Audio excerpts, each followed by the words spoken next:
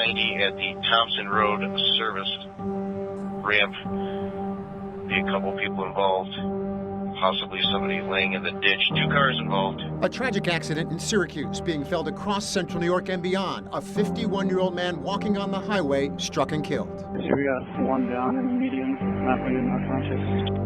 Behind the wheel, a pillar of the community, Coach Jim Boeheim. Mr. Boeheim did exactly what we would expect him to do. He stopped. The community devastated. He always was really friendly guy with everybody who was close to him. He used to laugh. The energy dampened leading up to the big rival game against Duke as 2 Syracuse families are heartbroken tonight. Good evening, I'm Matt Mulcahy. And I'm Megan Coleman. Tonight, an investigation is unfolding after Coach Jim Boeheim is involved in a deadly crash on 690. And ESPN's College Game Day just canceled moments ago, come Saturday night in light of this tragedy. Right now, Coach Boeheim is not facing any charges. Alcohol and drugs were not a factor. The community is reeling, though, from this tremendous loss of a man named Jorge Jimenez. Tonight, we are getting our first look at the victim of last night's crash. His name is Jorge Jimenez, 51 years old, originally from Cuba, although he'd been living in the Syracuse community for 20 years. This photo was sent to us by Brian Hernandez, who says Jimenez is his stepfather. He's remembered as a sincere and caring person with 3 sons and a daughter. Now, this happened just before 11:30 last night on 690 East, just before the Thompson Road exit. A couple of hours after the SU Louisville game at the Dome, investigators say the initial car lost control, hit a guardrail, it spun out, it was left in the middle of the road. Several people in that car got out and walked out onto the edge of the highway trying to get to safety. That's when police say Coach Boeheim, trying to avoid that crash car in the center, hit Jimenez, who was on that left side of the road. Jimenez was rushed to Upstate Hospital, where he later died. Coach Boeheim put this statement out earlier today, saying he's heartbroken and extends his deepest sympathies to the Jimenez family. This tragedy is now making national and international headlines, from ESPN to CNN and many more. We have extensive team coverage of this crash for you tonight. Our Mary Keeler has the latest on the investigation. Sports director Nico Tamurian joins us in studio with what's next when it comes for the coach in SU basketball. Dan Basilio is tracking Coach Boeheim's whereabouts before the deadly crash. And our chief meteorologist Wayne Mahar takes a look at the weather conditions, where they were last night, and if they may have played a factor in the crash. We begin with Mary Keeler live in downtown Syracuse, where a news conference with the police chief and the district attorney wrapped up just about a half hour ago. Mary?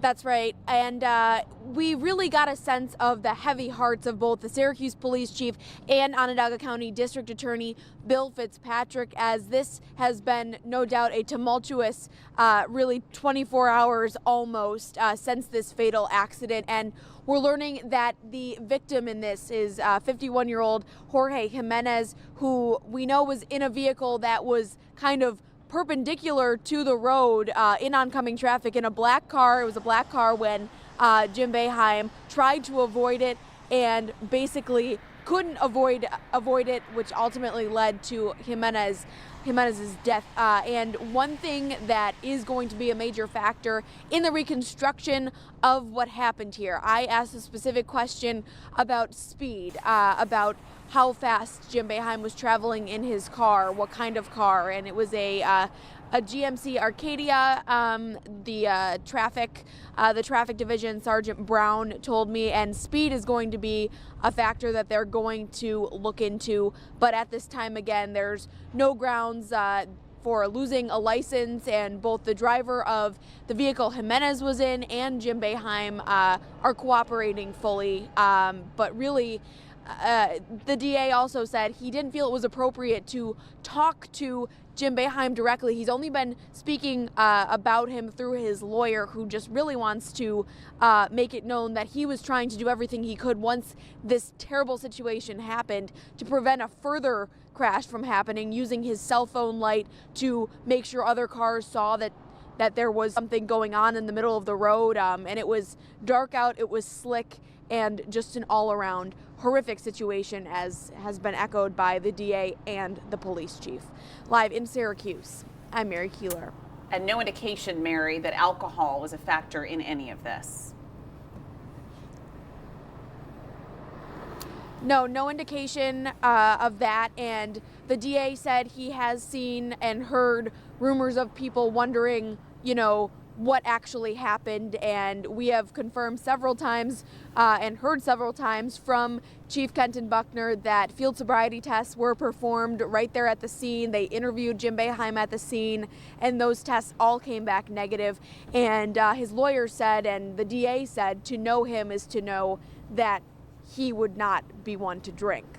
Thank you, Mary Keeler, live downtown tonight. Well, tonight the entire Syracuse community is devastated. In a statement, Chancellor Kent Syverud says he's deeply saddened by the news that Boeheim is, quote, understandably heartbroken by the loss of life. As dozens of students camp out outside the Dome getting ready for the game Saturday night in Boeheim-Berg, they're hoping to get the best seats up front, but they woke up this morning hearing this news about Coach Boeheim, and they're wondering what that atmosphere for the game will now be like.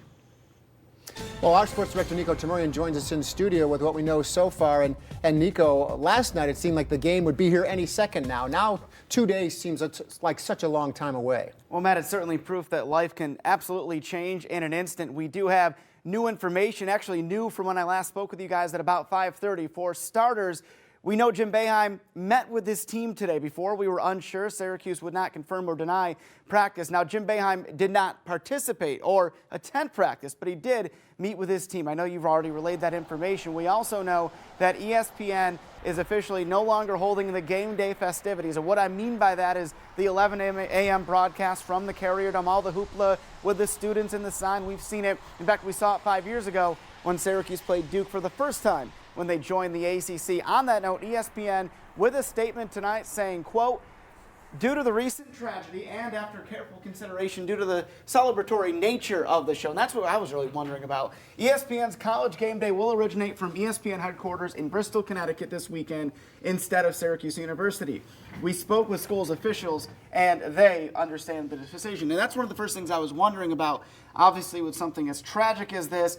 And the game is still on. Let's make no mistake about that. Yeah. It's just the pregame hoopla and festivities, which really does absolutely seem inappropriate right now after everything that's happened. Obviously, as we mentioned, the game is still on. Whether or not Coach Boeheim coaches it is another issue. That's something he's probably weighing right now. If he is unable or unwilling to, Adrian Autry would take his spot on Saturday That's night. one challenge that he's got to face, and the university will have to make that decision in the next 48 hours. That's just really a mental state, I think, for Coach, and something really life-changing, something he's going to carry with him forever. Could be almost therapeutic to be back in front of the Carrier Dome and something he's so passionate about, but we have to wait and see. All right, Nico, thank you so much. Well, right now, our Dan Messinio is breaking down the timeline from the big win against Louisville to this tragic accident. Joey's is one of Jim Boeheim's go-to restaurants. He was here last night and left just minutes before the crash that tragically killed one person. Joey's general manager tells me that Jim and his wife Julie, along with a few others, showed up for a late dinner around 9:45. He says Jim was in good spirits, just coming off the win over Louisville. Boeheim dines downstairs here at Joey's for more privacy. They were here for around an hour, leaving around 10:45. Police say less than an hour later, Boeheim hit Jorge Jimenez. The manager tells me Boeheim is a great guy and customer who has been eating at Joey's for years. The employees I spoke to here at Joey's say that the crash is a tragedy and they're still stunned by what happened. Reporting in Syracuse, I'm Dan Messinio. Well, what role did weather perhaps play in this? Tonight, Police Chief Buckner says there were icy conditions that may have contributed to that initial accident. I believe that the weather and the conditions there played some role in that. Obviously, that's a part of the analysis that we will do. That's part of our reconstruction. That information will be provided later. The police chief telling reporters earlier today that car that Jimenez was in may have hit a patch of ice before slamming into that guardrail. Let's go to Wayne. He's in the weather center. And Wayne, we know that you were monitoring the conditions as you do every night. What was going on at that time? We had 2 or 3 hours of a light freezing rain, light freezing drizzle. I was out on the weather deck during the evening watching this. 11 o'clock out on the weather deck doing the weather. We had a little glaze of ice on the deck. 11 o'clock temperature officially was 32 degrees.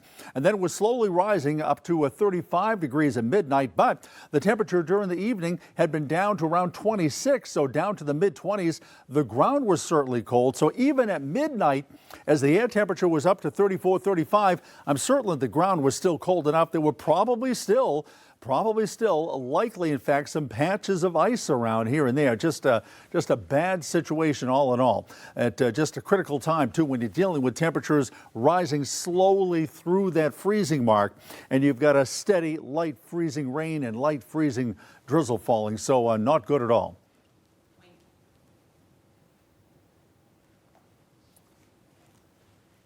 I'll be back with a lot more coming up. All right, Wayne, thank Wayne. you. We appreciate I can that. say from my own experience leaving here tonight, our parking lot was a bit icy. Last night, yeah. Last night, rather. Right. The parking lot was a bit icy, and so I was a little timid, I would say, driving home, wondering if there would be any ice on the road. And when we get off the air at 11:30, 11:35, that's just a few minutes after Coach Boeheim went down 690, and we both came across that crash. Yeah, we both came across the crash, and you can't help realize, but truly, with the grace of God, it could have been another driver, anyone that could have been the one who hit Mr. Jimenez in those conditions last night if the timing just goes a certain way. So much more to come here tonight. There certainly is. Coming up on NBC3 News at 6, our breaking news coverage continues. We sit down with Onondaga County District Attorney Bill Fitzpatrick. He's live in studio tonight. Plus, we continue with our coverage after our newscast tonight. We have a special report coming up on NBC3 at 7 o'clock tonight. We'll see you then.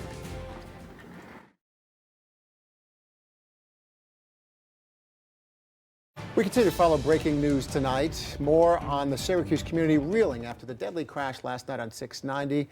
The victim, we want to keep bringing up his name, 51-year-old Jorge Jimenez, dead after being struck on 690. And behind the wheel of the car, the pillar of our community, Coach Jim Boeheim. Breaking now, Onondaga County District Attorney Bill Fitzpatrick joins us in studio.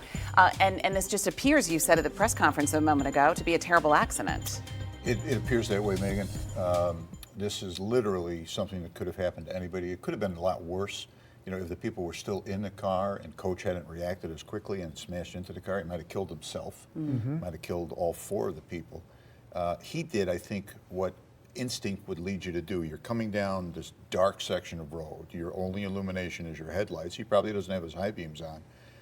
And he can go right, but he doesn't have time enough to determine whether or not there's traffic. So he does what we normally do to pass. Pass to the left. He makes on the left. He can't see these people, and then the guy walks in front of him, poor Mr. Jimenez, and gets killed. And I pray to God, I think he died instantly. Walk us through what you could tell us what's happened behind the scenes, particularly involving Coach Boeheim. You said in the news conference you spoke with his attorney. Right. Why the attorney instead of the coach? I didn't think everybody knows that Coach and I are friends, and I didn't think it would be appropriate to him and his family to have me chatting with the person who was driving the other car. He knows I'm thinking about him. His lawyer, who's also one of his closest friends in the world, communicated to me what Jimmy is thinking, which is, I'm heartbroken. I wish to God that you could somehow magically turn that clock back, you know, and just, okay, I hit the brakes, put his blinkers on. But here's the mindset of this guy. He knows something terrible has happened, but what's he think of initially? First about the guy that he hit, and then he goes with his cell phone to ward off other drivers so they don't have the same result that he had. And the police confirmed that when they got there, they saw Coach on the side of the road flagging them down because they had trouble seeing this car initially. That's pretty remarkable. We know there's no charges coming, or at least you don't anticipate that, but you did mention the DMV hearing. Does this mean Coach Boeheim might have a license that he can't use for a while? This is mandatory, Matt. Anytime there is a vehicular fatality in the state of New York, by law, the DMV must hold a hearing. I don't want to presuppose that. I would be shocked if his license was in any way rescinded or restricted based on what happened. And for those who did not get a chance to see that news conference at 5 o'clock tonight, no indication of any alcohol use, nothing with distracted driving or texting or anything like that. No texting. The weather, it appears, may have been a factor. Right. The road was not in the best of shape. The initial driver, Mr. Quinones, indicated that he hit a patch of ice, which has caused the initial accident. But it's unfortunate. I cherish our local news because you guys care about facts. National people, in their desire to be first and have the inside scoop, were speculating all over the airwaves this morning that Coach had been drinking. That would have taken about 30 seconds of research to find out he doesn't drink. Right, he's a Diet Coke guy. Yeah, and the second thing I see is a guy stating as a fact that he fled the scene. Yeah. And you know, those people, they ought to be on the air tomorrow apologizing, not only to Coach, but to the Jimenez family in the Syracuse community. That's why we want to have you here tonight. We appreciate you stopping thanks, and Matt. make sure we get it straight. Thank you for being here. Okay. Thank you, District Attorney Bill Fitzpatrick. Fans are reacting to this tonight, too. Sad about the news, feeling a lot of empathy for Coach Boeheim and, of course, Mr. Jimenez as well. Let's go live to our Tommy Sladak. He's at the Press Room Pub tonight. Tommy? Yeah, Matt and Megan, fans say they're trying to look ahead to Saturday's game, but they're really just having a hard time, and it's impossible to ignore last night's fatal accident.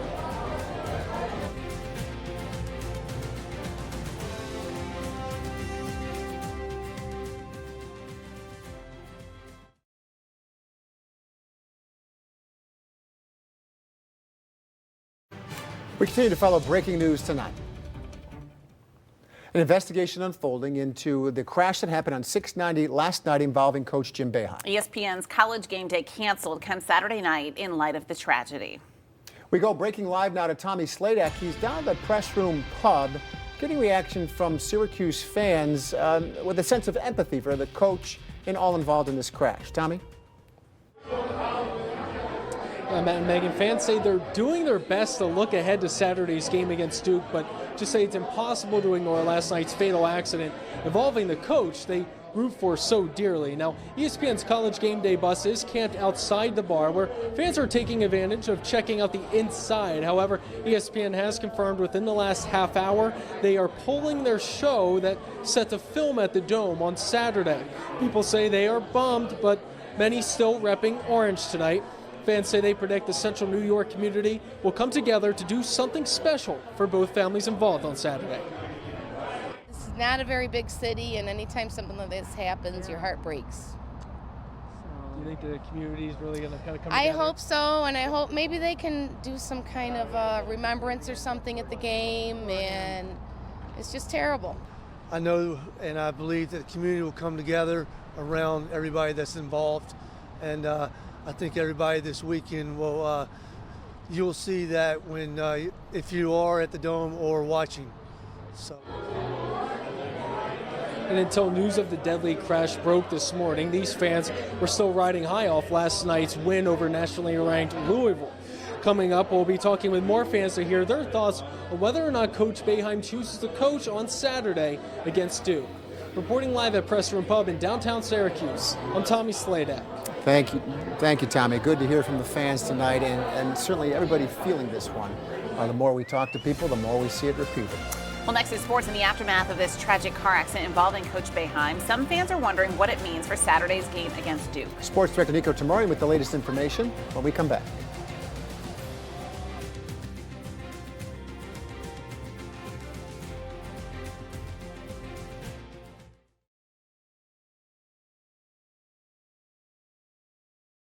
Sports brought to you by Syracuse Crunch, celebrating their 25th season. It's a tragic day in Central New York. Good evening, I'm Nico Tamarian. On a night where two families are grieving, it just does not seem right to dive into the world of sports, X's and O's of that game with Duke Saturday. The family of Jorge Jimenez mourning, the Boeheim family, of course, with deep sympathy, in shock after an accident that truly, really could have happened to anyone. Now, the police report from Syracuse PD saying Jim Boeheim saw a car that was in an accident already. He avoided it by swerving to the left, and by doing so, his SUV did hit Jorge Jimenez, who was outside the vehicle in the first accident trying to help people to safety. Truly is an accident, a tragedy, and it just so happens to involve the most famous person in Central New York, someone who has given this area more on and off the court. Now, I'm told today Boeheim met with his team briefly. He did not attend practice. He did not participate in it. He's, quote, heartbroken. And many of you are asking, so we're answering tonight. ESPN's Game Day broadcast is canceled. This is the scene of what it looked like when they were here 5 years ago. So what I mean by this, the live show that ESPN would have done from the Dome at 11 a.m. with fans packing the floor, as you see there, that's no longer happening. ESPN will host that show from their headquarters in Connecticut. The game itself still on. Unclear yet if Boeheim will coach or not. And obviously, it appears completely and utterly up to him after such a tragedy, how he feels right now. If he does not coach, associate head coach Adrian Autry would lead the Orange for that game against the Duke Blue Devils. Now, after everything that happened today, it is worth remembering everything that Coach Boeheim has done with his Jim and Julie Boeheim Foundation alongside his wife Julie, and how much they help local charities in Central New York. It was last year I asked him about his charity help to the Boys and Girls Club of Syracuse. To me, it's an important thing in the city, the most important thing in the city. I don't think we're getting enough support to them. That's why Julie and I decided to really dedicate our foundation to raise money. And we've had great partners, you know, Kraus-Heinz, National Grid, a whole bunch of people have really helped us to fix and update the Boys and Girls Club. It's a great organization. They take care of the kids in our city, and we just have to do more. We have to get more people involved. Our foundation is helping. We're getting people to help us, but we need more people to help. This is the future of Syracuse. You want to know how you fix crime in Syracuse? You help the Boys and Girls Clubs. You get those kids started on the right path.